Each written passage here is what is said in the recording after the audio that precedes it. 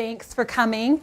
So we're going to be talking about how to talk with our kids about healthy sexuality and the dangers of online pornography.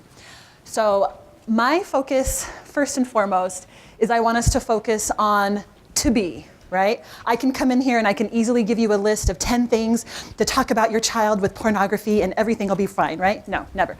But we have to keep thinking about that big picture, right? I have a picture of a journey, right? We're all on this journey as parents, as educators, and we're guiding those kids with us, right? We've done this before, and we want to think about that full picture. What is it that we want for our children, right? It's not just about pornography. It's not just about healthy sexuality. It's about our physical, our emotional, our intellectual, our spiritual, and our social health, right? So as I continue throughout this presentation, I hope you will think about those things and think about how does this apply to my child intellectually, spiritually, physically, keeping all of those accounts full. I know that for me as a mom, I don't do my best unless all of those accounts are full. When one of those is empty, I borrow from the other account, and so do our children. So that's why we want to be continually thinking about that full picture of health. Okay? Our organization is called Educate and Empower Kids. And we throw that word around all the time. What does that mean? Oh, we're going to empower. We're empowered. We're empowered, right? And we don't really think about what does that mean. It means to give power, right? To launch our children. We did this when we potty trained them. We did this when we taught them how to drive. We used these various principles. We provide knowledge. We teach skills. We provide support, and we facilitate development throughout. And it's the same thing when we talk about healthy sexuality and when we talk about the dangers of pornography. I'm always going to bring those both up because I want us to constantly be focusing on teaching about the opposite of pornography, intimacy, true intimacy. Okay? I want to show you guys a quick video that we did at a local high school. It took less than an hour to shoot. With literally almost every single child had something to say about pornography. So I'm going to show you that video real quick. I need to turn it up a little bit. Yes, I have. I'm a teenage guy, so yeah. Yeah. Yeah. Of course. Yeah. I've seen it, yeah. Yeah. I have. I was about 13, 14. I was like 14. 6th grade. 11. Probably like 10. About when I hit puberty, so around 11. Probably age 12. 7th grade. 5th grade. 12, almost 13. Like maybe like 8th grade. I don't know, like elementary school. 14. Probably when I was 13. I accessed it online through the phone. There were just ads popping up at first. I was like on a website and it just popped up. Yeah, I was on my computer. I think it like popped up. Just came across it, I guess. On my phone. Like 4 months ago, I was dared to watch it on my friend's phone. On my computer. Yeah. Oh, friend showed it to me, yeah. Friends. Some kid on the bus was just watching it, like showing everybody, being kind of like funny about it. Probably a friend showed me, I think. The first time I saw it, it was my birthday, and my friend showed it to me. I went to my friend's house and he showed me on his phone. It was on a computer. Yeah, one of my friends was like, dude, you gotta see this. Yesterday. Like 2 days ago. 2 days ago? Yeah. Probably last night. A couple weeks ago. Yesterday, maybe? Well, I watch it Wednesdays and Thursdays. No. No. I don't know. No. Nah. No. No. Yes, once. Kind of. No. Talking like once. Kind of. Nope. No? They've talked to me about it, but How many times would you say? like twice, I think. No. Nothing more than like what it is. Make sure that you're the We're not supposed to advertise our books. So I took the advertisement part off there. All right. So I'm not going to spend too much time on this because most of us here know about the dangers of pornography. Now, a lot of us focus on the addiction side of it. So I've chosen to talk about the social side of it. Why is it that we hate pornography? Why don't we want our children accessing it? First of all, it's misogynistic and it normalizes deviant behavior. How is it misogynistic? It's violent, right? It's not just naked pictures like 20 years ago, right? It's not just something arty or fun anymore, if it ever was. It's It's always a woman in a position of powerlessness, is it not? It's always something degrading. I hate that word degrading. I feel like it's a punchline nowadays. Degrading is a compliment to pornography. It's violent, it's horrific, right? It normalizes deviant behavior. There's a reason why teen porn is the #1 search term. We're normalizing having sex with underage girls. There's a reason why mom and son has now popped up on the top 10 searches for American porn searches. Okay? Normalizing incest. It's wrong, right? Daddy-daughter porn, that's been around for a while, but that's a new one just this year. Mom and son porn popping up in the top 10. We cannot allow this to keep being normalized, right? Destroys intimacy. So this is something that concerns me because I want my children to understand intimacy. I want your children to understand intimacy, that it's not just an act, right? What pornography shows us is the act. There's not hand-holding, hugging, kissing, building a friendship, going through a marriage, going through a committed relationship ever in pornography. It is the act, right? And that is it. And that is what they are trying to sell us as this is sex. So we need to talk about the opposite of that.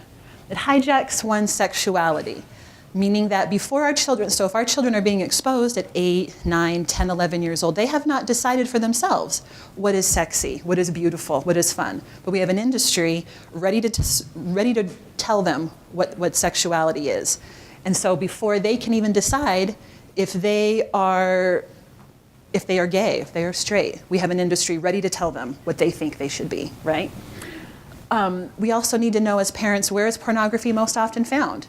It is being found online, obviously, for most purposes, but on our phones. A lot of parents still think that they put that filter on their home computer, done, game over, right? We know we need to do better than that, right? We need to be starting to monitor, looking after phones, looking after any internet-enabled device.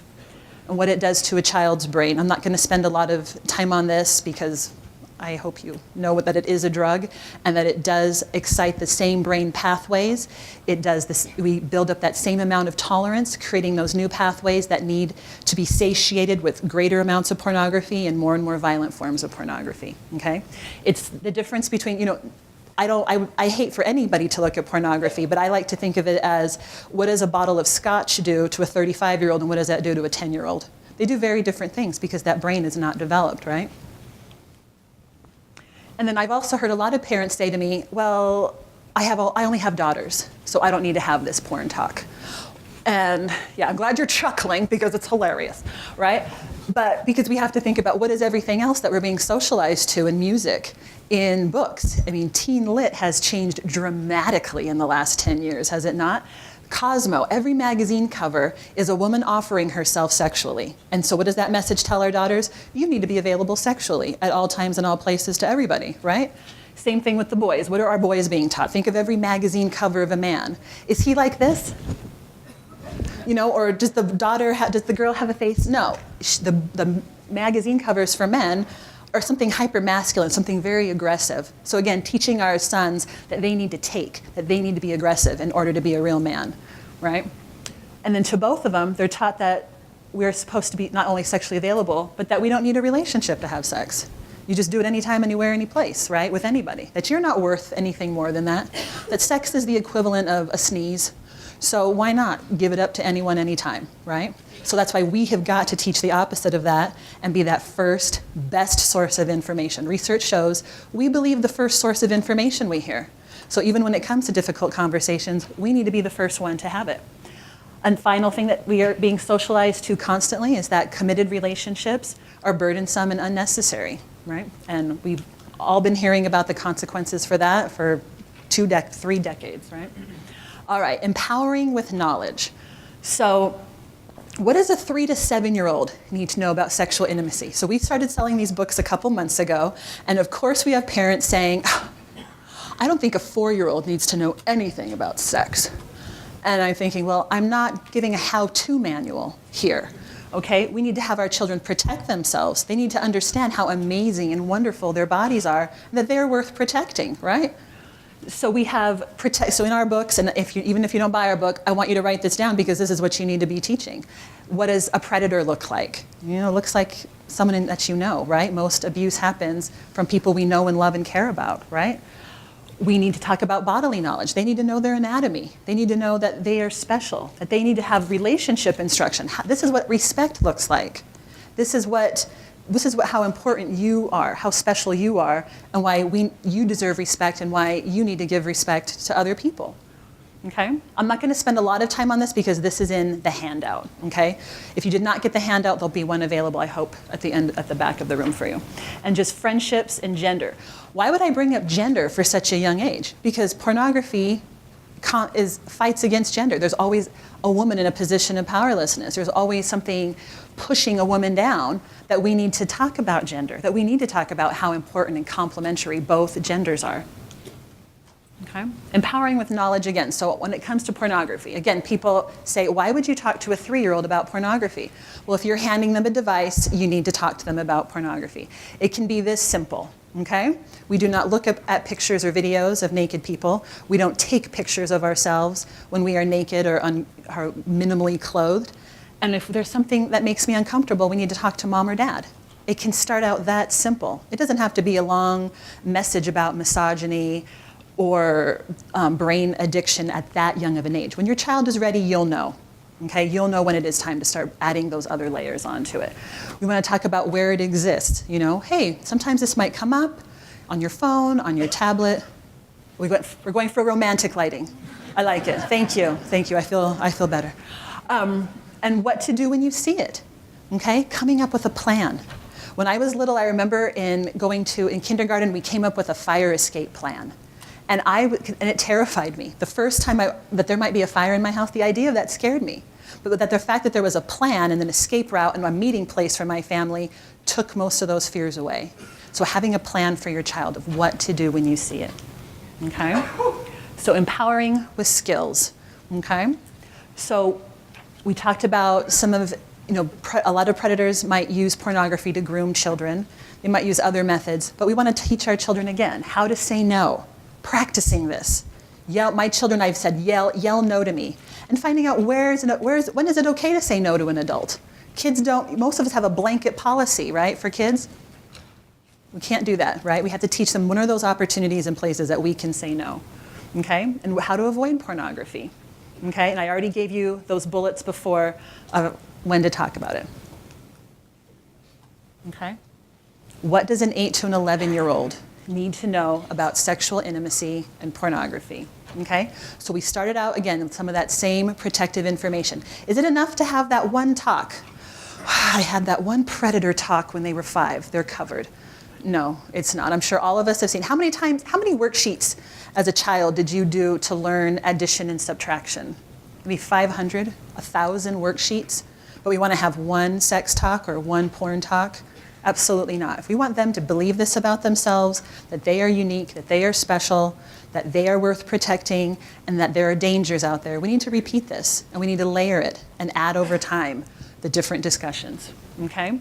Bodily knowledge. So this is when we need to start talking about body image. You might even need to a little bit younger. Some of these are fluid in that 6 to 7, also up to that 12, 13. You know your child, and you know when to bring up this conversation, okay?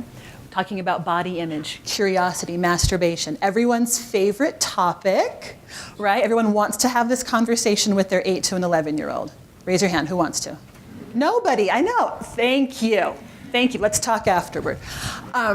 This was not my favorite topic to have with my kids, okay? It was not, but I knew that I wanted them to hear about it from me first. Okay, so that when we come across these difficult topics, that's always the question on my mind, and I hope it's the question on your mind. Do I want them to know from me or from television, videos, movies, and pornography? And that's when we need to take the initiative and be strong and have those conversations that maybe we weren't planning on having, okay? How the mechanics and the basics of sex. You'll know how to start, you'll ask the question, they'll respond, okay? And then you'll know how to add on, okay? None of us are gonna be perfect. I'll get to that later, not being perfect. Relationship instruction, okay? So this is when we need to, again, add on to that, what is respect? What does a healthy relationship look like? Talking about them, what does that look like? Pointing things out on television that they might come across. Does that look like a healthy relationship? Is that the way you wanna be talked to? Is that the way you will talk to somebody? So using those everyday experiences, okay? We're gonna add on media savviness, okay? Now it's time to start showing our kids, what is this, who is this advertisement for? Who are they advertising for? Who's their audience? Do you think her hair really looks like that? Is that what her skin looks like? She's poreless. She has no pores. Do you look like that? Kind of getting our children to be a little bit more savvy about that. You know, this is something that all of, you know, how many of you are over 35? Me too, right? A really great researcher named Gail Dines, I saw a talk from her, and she said, most of us were brought up in a print-based culture, right? And over 35. And now we're in an image-based culture, and most of us are illiterate. Can we, at the snap of a finger, look at an image and know who the audience is, what's been altered about that picture, what they're selling, and why? Not really. It takes a few minutes, does it not? Because we have not grown up in an image-based culture. So we need to be teaching our children how to read an image so that they're not manipulated by it, right? Including pornography, right? Sexual intimacy, being very positive. I always use the example of, I don't remember a lot about what my mother taught me about sex, but I remember she talked about it like this, right? And it was magic, right? And so that set me on a good path, right? And I hope your parents set you on that path. I can tell by your faces, not all of them did that, right? And so we need to be taught. When I went to BYU and the University of Utah, this is one of my favorite subjects, sex, always has been, and I remember the shock and awe of some of my girlfriends from some of the things that their parents had never talked about. And I wanted to think that nowadays that was done with, that we were all past that. And it's not past that. When I talk with friends and colleagues, we really haven't changed that much. We really have not gotten that much more comfortable. And we need to, okay? Empowering with knowledge. What does an 8 to an 11-year-old need to know about pornography? Same thing that a 3 to 7-year-old needs, but I've added the why component on, okay? Some of our children really key into this. This is something that they can, I have a 9-year-old, and this is the part that he gets, that he has asked over and over. Why would this happen? Why do people want to watch women have that happen to them? Why do they want to hurt women? What is going on here? And starting to discuss the factor of money, okay? And explaining to him that this is all done in the name of money, that this is not art, that this is not something beautiful and fabulous, but this is all done to change a woman's body into a commodity, just like orange juice and bacon and anything else to sell something for money, okay? And so, and again, you'll know your child if this is an appropriate discussion for them, if they will understand this, and if that might help them avoid pornography, okay? Skills, okay? How to protect ourselves, respect for self, and adding on positive self-talk, okay? I can't think when those negative messages started coming into my head, okay? I was a child that definitely had body image issues, definitely. Thought I was a fat kid from the time I was 8 or 9 years old, okay? Maybe younger. For no reason and for nothing that my parents said. Maybe I can blame it on society. I don't know if it was media. I'm not sure where the blame lies. But I knew it was something that I can now look back and be like, I wish that was something I had been talked about. I gave a body image talk last fall to about 80 girls in these 4 workshops. And I could tell none of them had ever had a discussion about this, okay? And that frightened me, okay?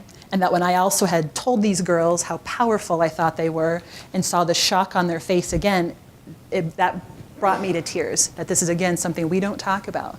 We might tell it to our little boys, that you're strong and powerful, but we neglect to do that with our girls. So I hope you're doing that with both your sons and your daughters. So bringing that positive self-talk, helping our kids say good things and nice things to themselves. I have my children practice this. Tell me something good about yourself. Tell me something wonderful about you. And I reciprocate and I set the example, right? By not saying anything bad about myself to them, or ever. Okay.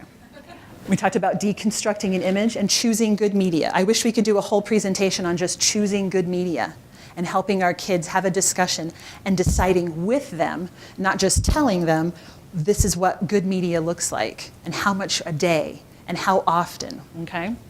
and how to deal with pornography. So adding on to that same discussion that we had with our younger children, how to avoid it. What's the plan for if we're at a friend's house and they happen to show me pornography? What are we going to do? And having your child repeat it back to you.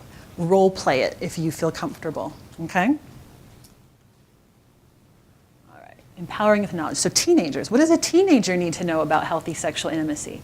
Everything we talked about, and that it's positive and amazing and wonderful, and that your child is so wonderful and amazing that it is a privilege to have sex with them someday, not a right for anybody at any time, right?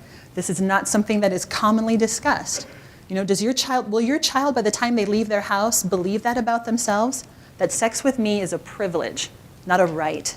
And so that I can choose what is right for me, the right place, the right person, the right relationship, right? Imagine if our children launched out of our houses believing that about themselves.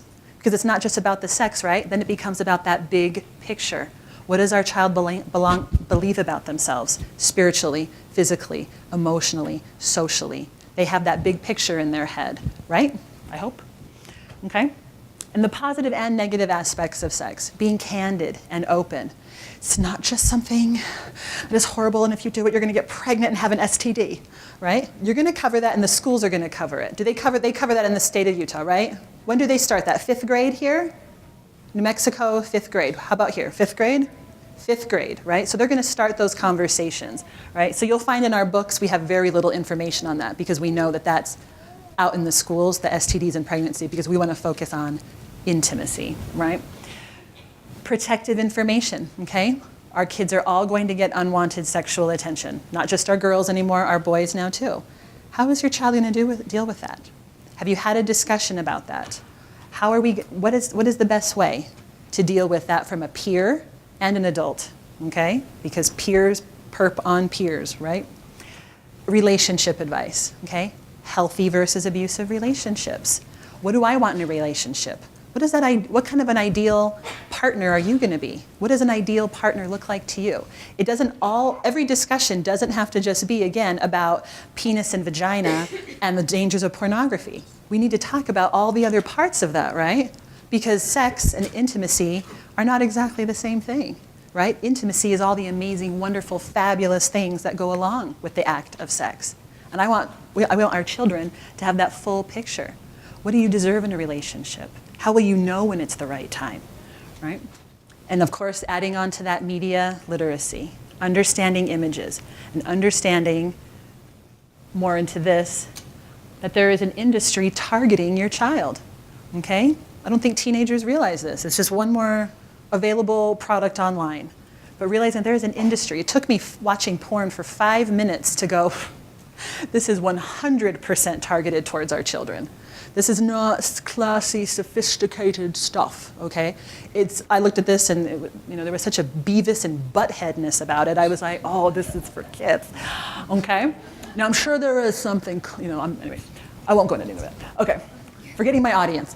All right, and that it is addictive, okay? And this can be started again at that younger age. It doesn't have to be, you don't have to wait until a teenager to talk about the addictive nature, okay? Again, but you'll know when that discussion works for your child.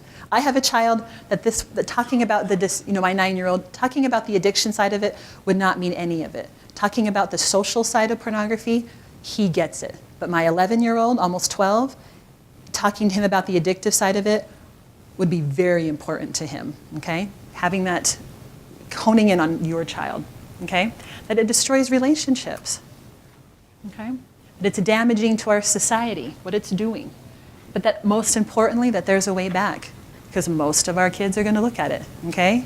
I'm going to say all of our children are going to be exposed, and many of them are going to develop a habit. So we can't just use the guilt and shame and horror of the whole situation. We need to be talking about the other side of it, that there is always a way back, that there are resources. Something else that I always remember, I remember when I was a middle schooler asking my mother, what would happen if I came home pregnant? And I expected we'd kick you out, da-da-da.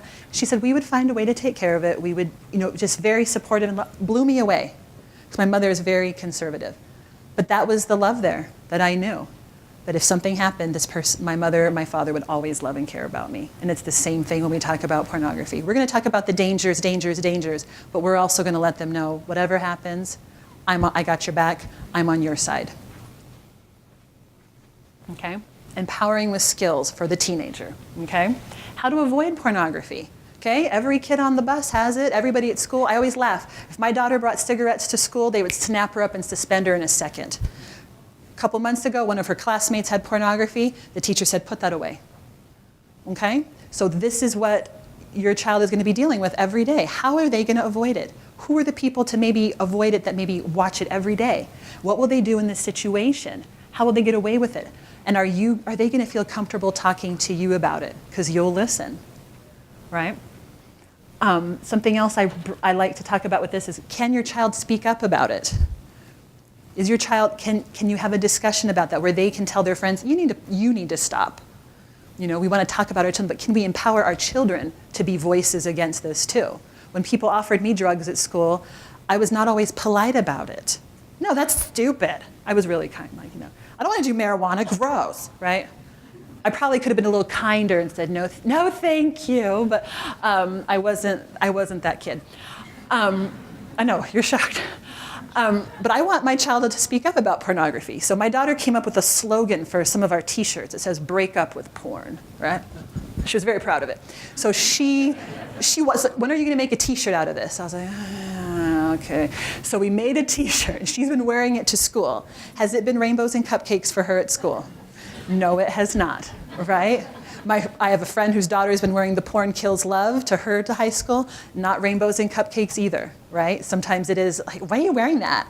Or people talking about her behind her back. And I asked my daughter, are you okay with that?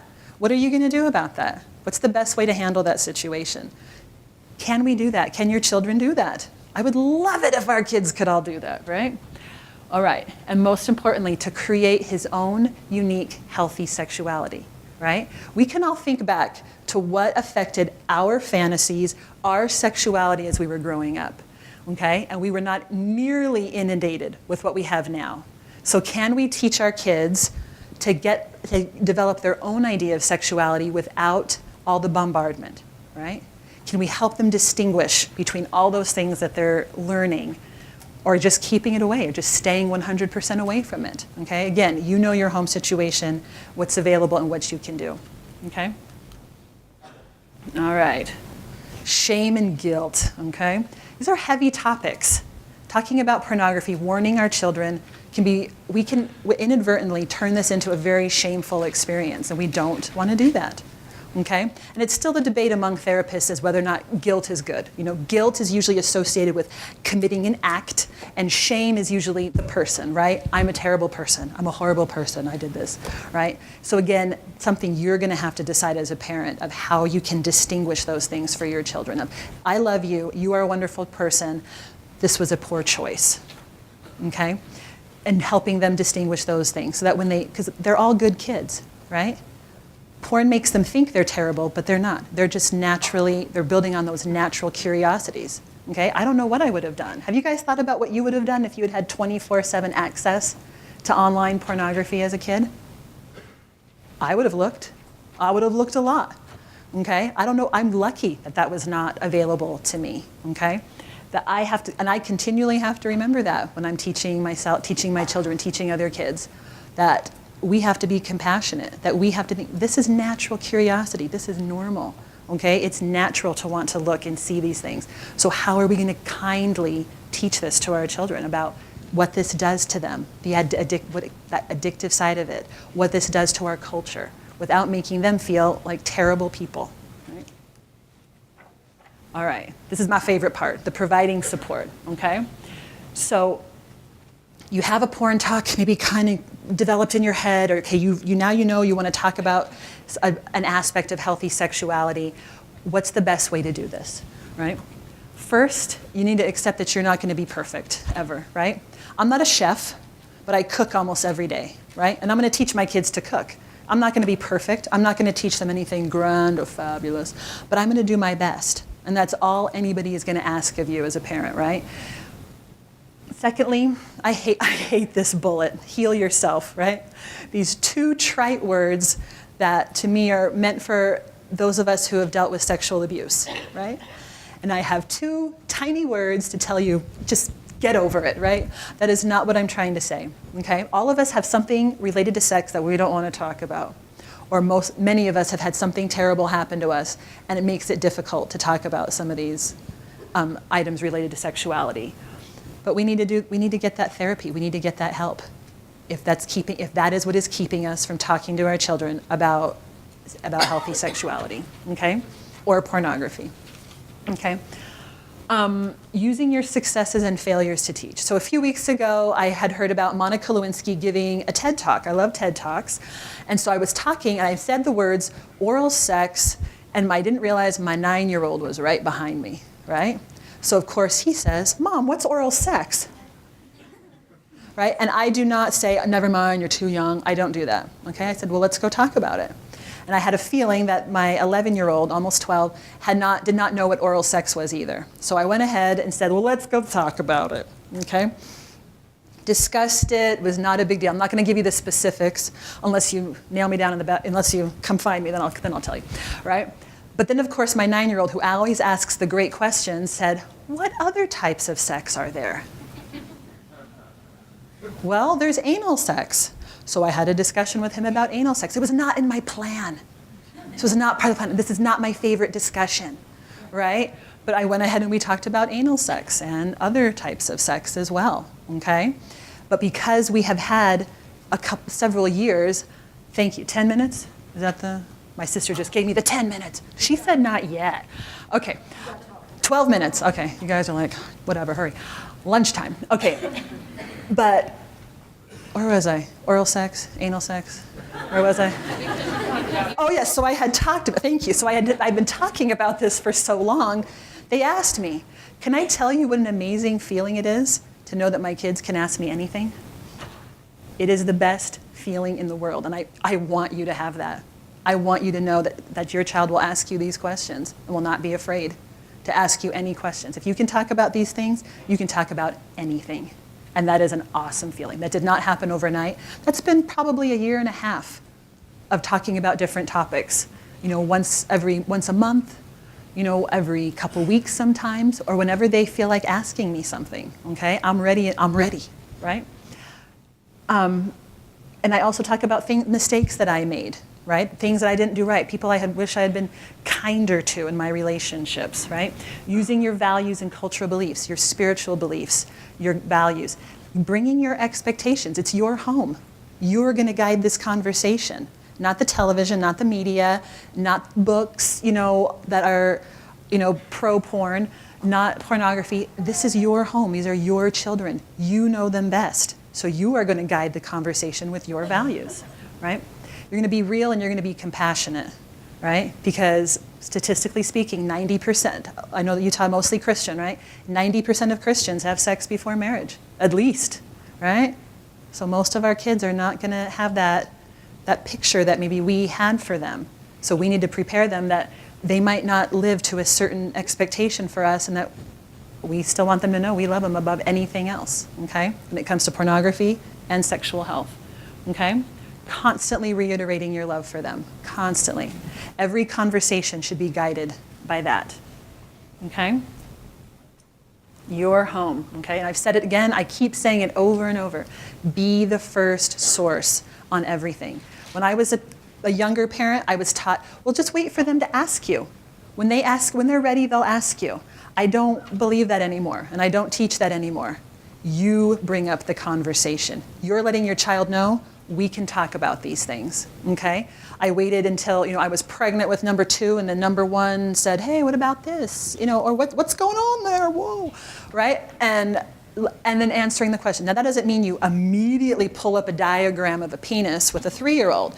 You know your child, but you need to just kind of start with those basics, okay? This is what we, you know, hey, this is, and you just keep layering and building onto that, okay?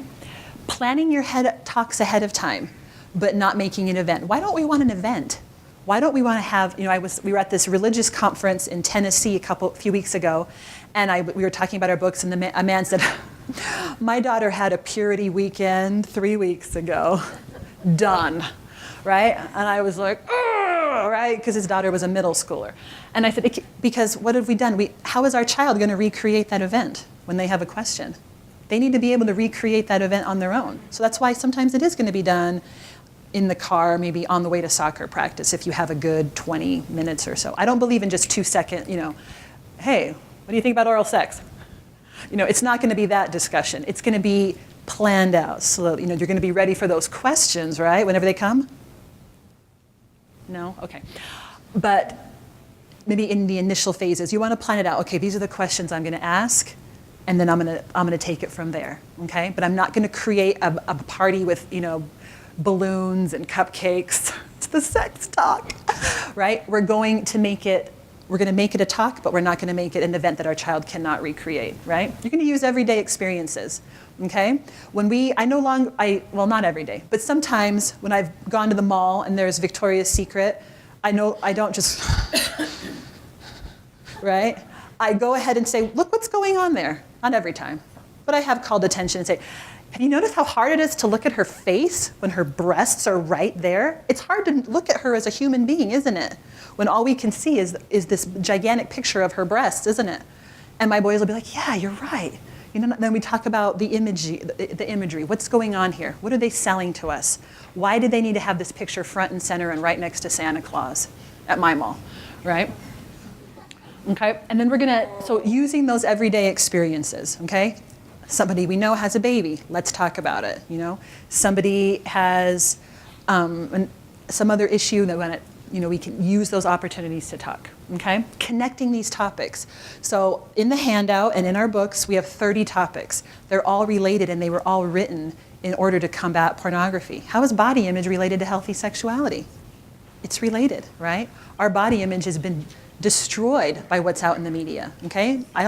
I don't know many women who feel good about their bodies. I don't know many women that just love their bodies, or men either, right? We're being attacked and violated constantly. So connecting these topics so that they know that these are all related. Self-esteem is related to our sexuality, is related to gender, is related, again, all of these topics are related, okay?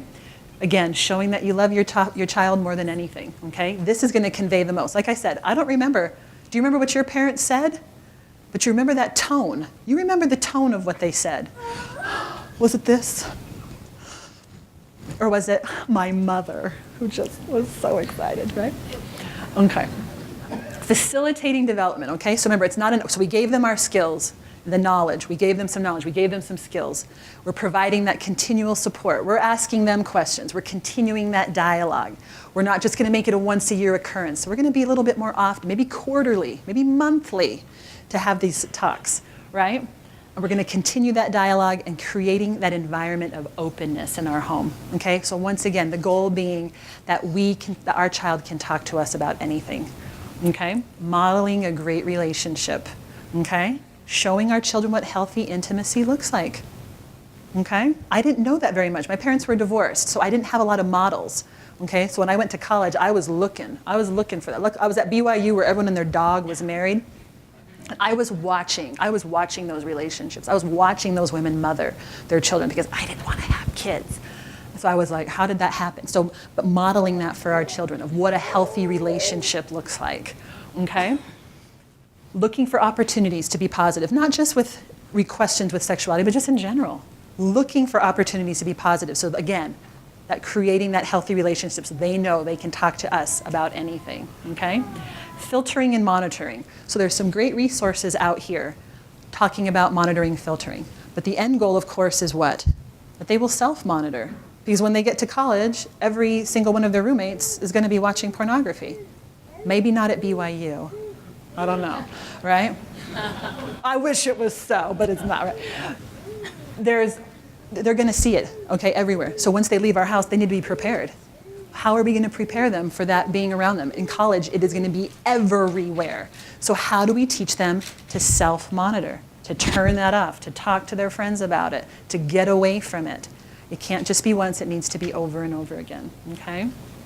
But there is great software out there. So for younger kids especially, don't be afraid to use that filtering software on everything and monitoring, knowing where your kid's at. Who remembers those old 80s PSAs? Do you know where your child is? Right? I remember my mother was like, that's wonderful. But I want to know where my child is online all the time. And there's still surprises. She still surprises me, okay? They all surprise me occasionally with where they are online, okay? So having that software in place, okay? Using that as a talking point. Oh, I see you were over on this website. Well, let's talk about that, okay? Okay, finally, this is the sum up of everything, okay? Keeping that big picture in mind, okay? Being positive, talking with our kids. The last thing I want to bring up here is 30 minutes a day. So I've been trying with my kids, and I've been encouraging many parents to have 30 minutes a day with no screens, okay? And it sounds easy, but it's not, okay? But it took me realizing that my child was worth it, and that your child is worth it. No screens, no television, no iPods, iPads, anything. And it's sad that that's a challenge. It is a challenge for many parents. We're so overscheduled. We're so tired. When are we going to fit this talk in, or this and this and this on top of all the other things? We need to prioritize it, okay? Your child is worth it. Your child is worth 30 minutes a day minimum, okay? Are there any questions? Yes? It is on YouTube. I have it on YouTube. It's also on our website if you scroll down. So we're educateempowerkids.org. Scroll down through the bottom. There's a couple other videos we have, but we're going to be adding on to that. So check back. We're going to be definitely adding on onto that one. Yes. That is a great question. Then you look it up and answer it. I can know when my kids were little. She said, what if you don't know the answer to something? You know, I used to say with my kids, let's go look that up together. I don't do that anymore, okay? Anal sex, no, I'm not gonna look that up, right? My husband's a doctor, so luckily I had the source right there, right? To be like, honey, I said, honey, what do you think? Medically speaking, should anything go in the anus? Tell me about it, right? And he was like, okay, so that's a great question. So I look it up online, and I have some great anatomy books. We love anatomy books, come on, I'm a doctor, right? So using that, but I always believe, using the correct terms and using correct pictures. I don't believe in that curiosity myth, right? You're gonna create more curiosity.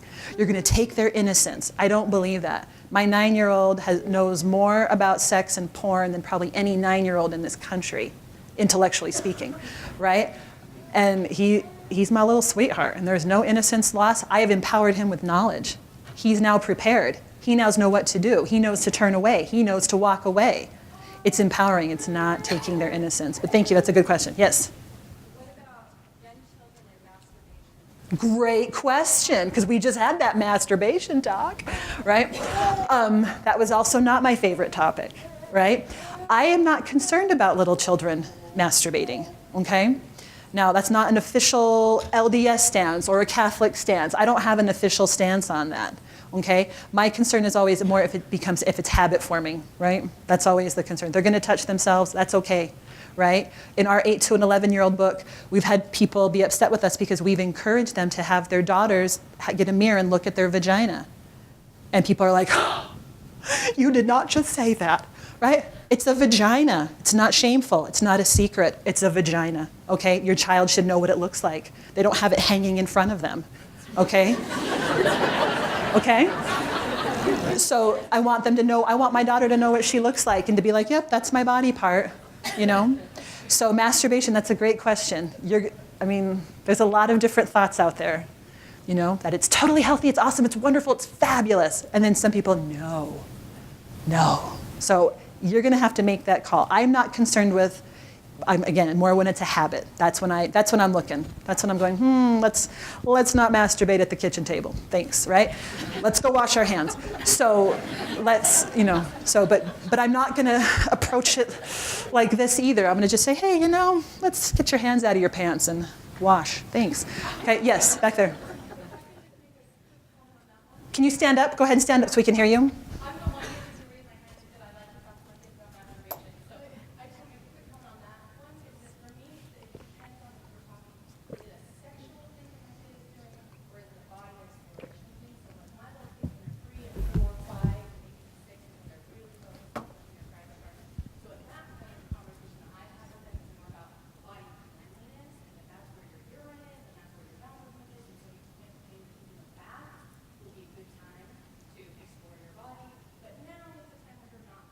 Yeah, and it's about talking about it like this, right? Not like this, right?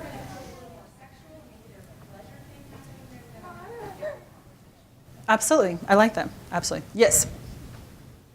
So when talking to my young child, she now has lots of questions that in her eyes and experience at like a kindergarten or first grade seems like a really big deal. It might be related to something inappropriate, but it's not. But I'm grateful that she comes to me and talks to me about that, but then I almost feel bad downplaying it. I want her to have things come to my attention that are uncomfortable to her, but then also teach her that that might not have been a big deal. So how do you balance that? Well, what? Give me something more specific. Like, is it somebody touching her, or is it somebody being like inappropriately doing something? Because then I'm not going to downplay. But if it's something that she saw a sculpture, in an art museum of a naked woman, then I'm going to be like, that's okay. Yeah, that's a beautiful piece of art. Isn't that wonderful? It's not a commodification. That artist is not trying to make $1 million off of a woman's body. So but if it's somebody, then I am going to explore, but I am going to talk to her like this. Just like when you talk to a therapist, they don't go, "What? What happened to you? Oh my gosh," right? It's, okay, well, tell me more about that. Okay, well, how did that make you feel? What do you think? Again, letting them just kind of, maybe I think it's just in the expression of getting it out. There's some things where I'm like, I got to get it out. I'm that kind of girl, right? Drama, right? But with my child, I'm going to, okay, well, let me know. And then I can gauge better on, okay, do I need to freak out with her, or can I go ahead and soothe her down on that? Yes? So what, like, I only have like 2 but what do you do when your child does come to you and say, so-and-so showed me porn or whatever, and it was something to think about? What, as a parent, do you go directly to the parents? Do you go directly to, I haven't had to deal with that yet. I'm just trying to What would you do? I would definitely talk with the parent. If it was an older sibling, then I would have a sit down with the older sibling. That's very common. If it's a friend or at a friend's house, I'm definitely talking to the parents. Before I even send my children to someone's house, I ask them, I say, so what do you have filters on your computer and on your phones?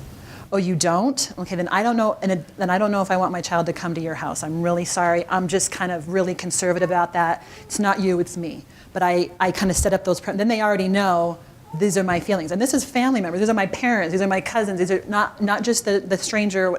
I make those parameters. So then I've established that conversation that they know I have an opinion about pornography. And I also just generally say, I don't want my child playing with screens at your home. They came to play with a child. That's again about building that intimacy and getting away from this disconnect. I want my child to play with other children, not play video games together. I'm like, I want them to learn and grow from that friend. So that's where I am with that. But I definitely would talk to the parent about that. Yes? What questions do you use on a daily basis to ask your kids about what happened? I usually say, tell me the best thing and the worst thing that happened today when they get in the car. And I like to see them, I might have them take the bus to school, but I like to see them right after school, because then they lose that, because they're processing their day, right? So I happen to pick up my kids after school for that reason, because I want to process that day with them. By the time they've got off the bus 30 minutes later, they already processed their day. They're done, right? They're ready to go jump on a trampoline or do their homework. So, but I start out there. And if on Pinterest has a ton of great conversation starters like that, because you can also do it at the dinner table. What was the awesome thing and what was the not so awesome thing today? Yes. Yes.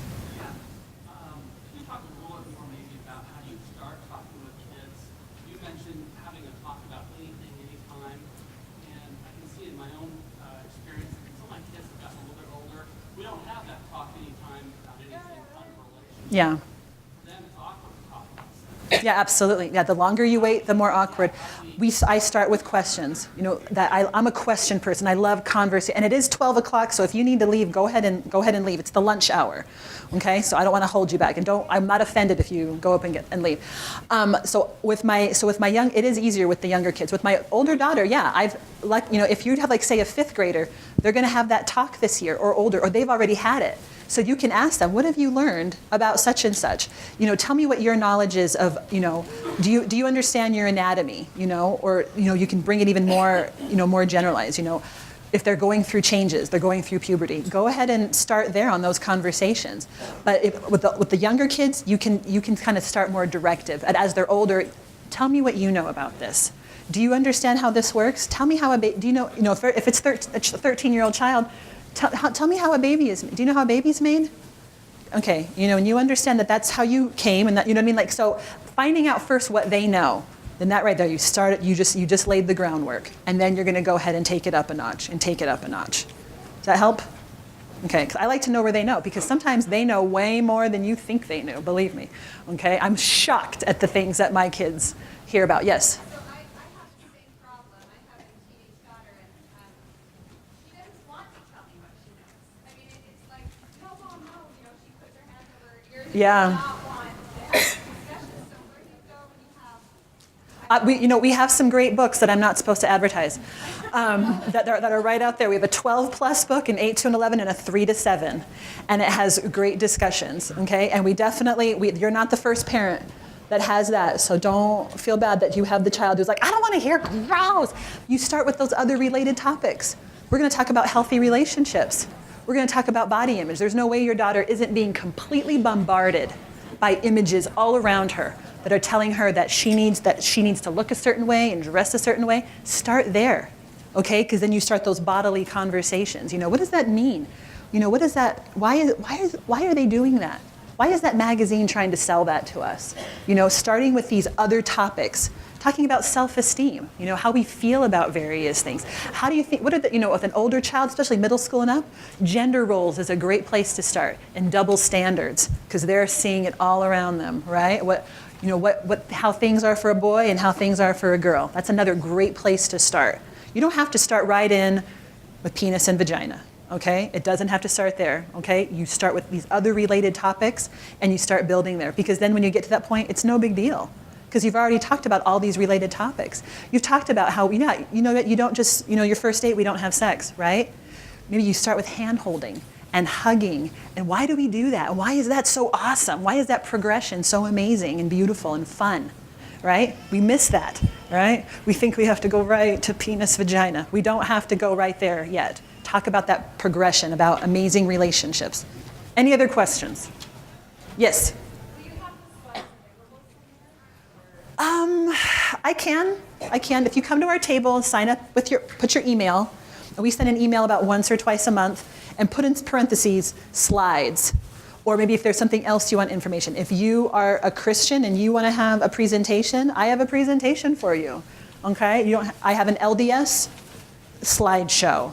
Okay, that is meant to be done as like a lesson or like a fireside that has quotes from general authority. The Christian one has more quotes from like Billy Graham and other sources, right? But they're teaching the same stuff as we are, right? To have those conversations.